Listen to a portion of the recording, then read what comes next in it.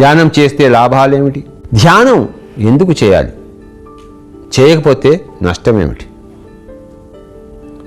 My dear friends, my dear masters and my dear God's, ధ్యానం చేయకపోతే అన్నీ నష్టాలే, ధ్యానం చేస్తే అన్నీ లాభాలే. ధ్యానం అంటే మైండ్కి రెస్ట్. మైండ్ అనేది శరీరాన్ని కంట్రోల్ చేస్తుంది, నియంత్రిస్తుంది. మైండ్ సరిగ్గా లేకపోతే, మైండ్లో ఎనర్జీ లేకపోతే శక్తి క్షీణిస్తే శరీరంలో శక్తి క్షీణిస్తుంది. వయసులో ఉన్నప్పుడే, బాల్య దశలోనే, ఇప్పుడే మనం చేయాలి. జీవితం అంతా 3 పువ్వులు 6 కాయలు, నిత్య కళ్యాణం పచ్చతోరణం.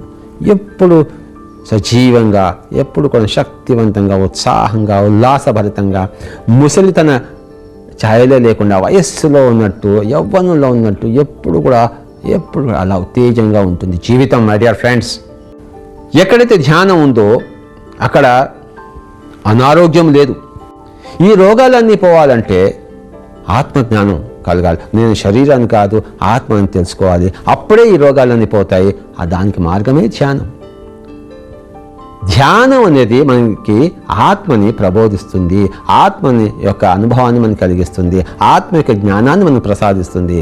ఆ యొక్క జ్ఞానంలోనే కర్మలన్నీ దగ్ధమవుతాయి, కర్మ ఫలితాలు దగ్ధమవుతాయి. చెడు కర్మ ఫలితాలే రోగాలు. కనుక మై డియర్ ఫ్రెండ్స్, ధ్యానం అనేది సర్వరోగ నివారణని అనుగ్రహించండి. Very very important point.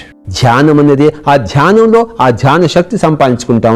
ఆ ధ్యాన శక్తి, ఆ కాస్మిక్ ఎనర్జీ రోగాలకు మందు.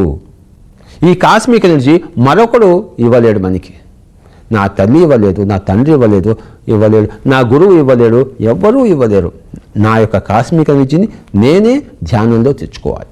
దాని ద్వారా రోగాలన్నీ మటుమాయమవుతాయి. భగవద్గీతలో కృష్ణుడు ఏం చెప్పాడు? ఉద్ధరేద్ ఆత్మనాత్మానం. ఎవరిని వాడే ఉద్ధరించుకోవాలి.